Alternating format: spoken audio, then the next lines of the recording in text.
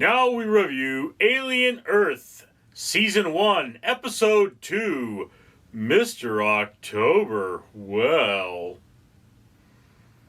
Alright, ladies and gentlemen.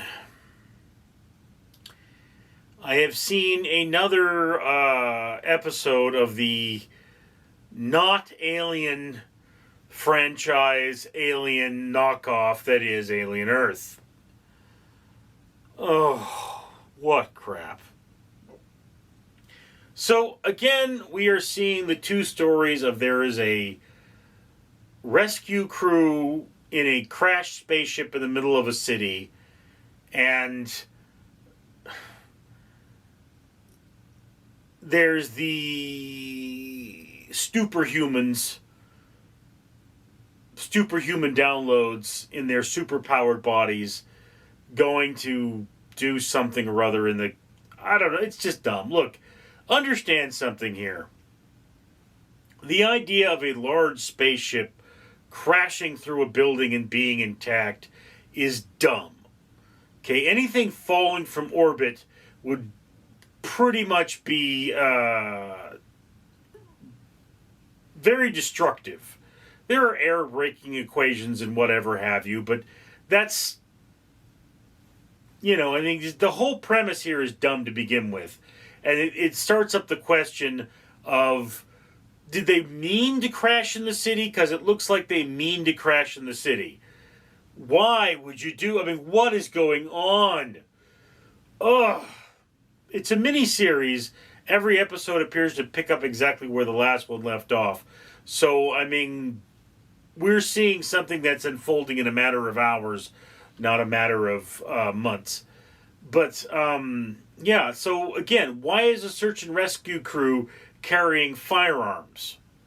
Which is an aspect of this. Search and rescue crews might be carrying sidearms, but they have no reason to believe they'd be in heavy combat inside this vessel. So, search and rescue crews are like firemen and policemen. Normally, they don't carry firearms, and they don't go into places where they don't know what's going on.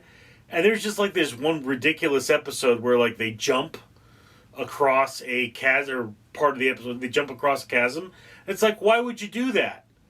You can't rescue somebody on the other side. You can't even get back of your own accord. So why would you do that? And then there's the superhumans at some point go in after the Neverlander superhumans go in after the team. I mean, it's like, look, guys, like there's a scene where there's a bunch of people at a party and Xenomorph comes in and does a not Xenomorph thing. Xenomorphs don't kill you, right? They collect you to turn you into one of them. And yes, it does appear from certain aspects of Alien that they can use a living body. Some iterations they say you can't. It looks like in the original version of the Alien script, the Xenomorphs could use a living body, or a dead body. But, the Xenomorph would not necessarily attack you unless you were a threat. Okay? A bunch of people having a party, running away from this monster, will probably not make it come after you. It's just one of those things. And then there's this scene with a domestic cat. And that is gory and upsetting. And it will definitely put off cat lovers. Because, violence against domestic animals is just not something we want to see in horror movies. So, in this, so far, it looks like there's one xenomorph running around. There are a few ovomorphs. And,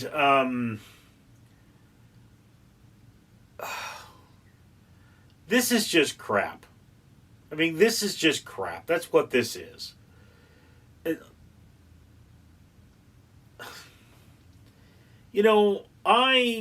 have never hated anything Alien as much as I've hated this episode. It's not... The xenomorph is very poorly done. Its behavior is not... I mean, I guess you may later be like, oh, it's acting that way because they did something to it. Like, okay, that's possible, but it's It's not an intimidating monster.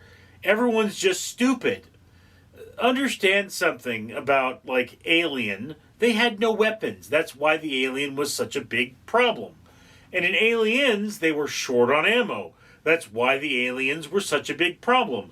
If their dropship hadn't have crashed and destroyed all their ammo,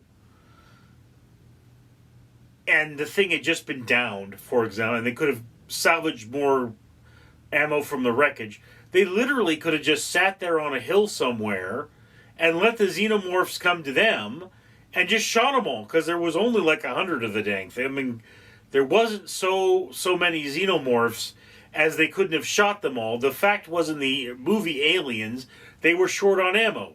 So when you've got a guy with a pulse rifle not taking down aliens left and right, it starts to, okay, what's the deal here?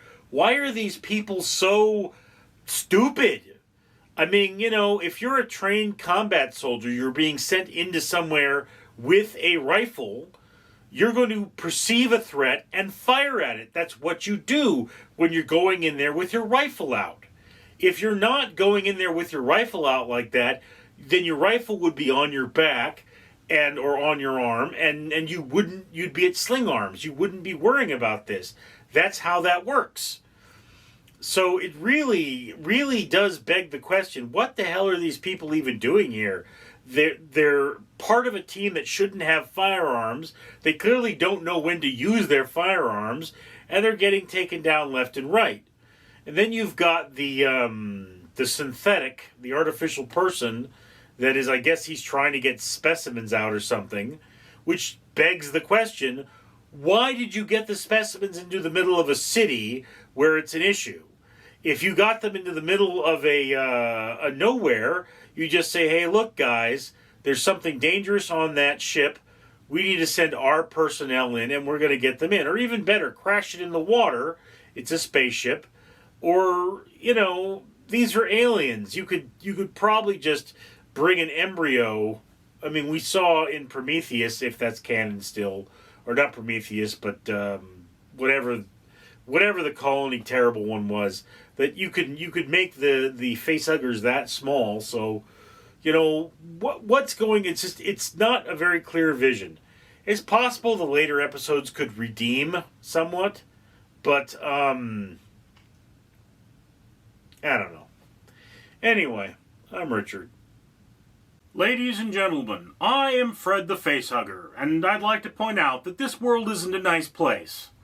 But you know who's trying to make it a nice place? The owner of this channel, yes. The owner of this channel does things like pay for ocean cleanup, and have trees planted, and even feed orphans in an orphanage in Mexico.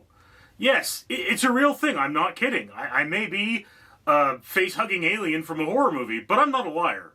Anyway, when you comment, like, and subscribe, you're supporting that better world, and whereas it may not make a big difference, it may be the difference between one more tree planted, one more pound of trash out of the ocean, or one child not going hungry tonight. So, think about it. Shouldn't you comment? Shouldn't you like? Shouldn't you subscribe? I certainly would if I were you. I'm Fred.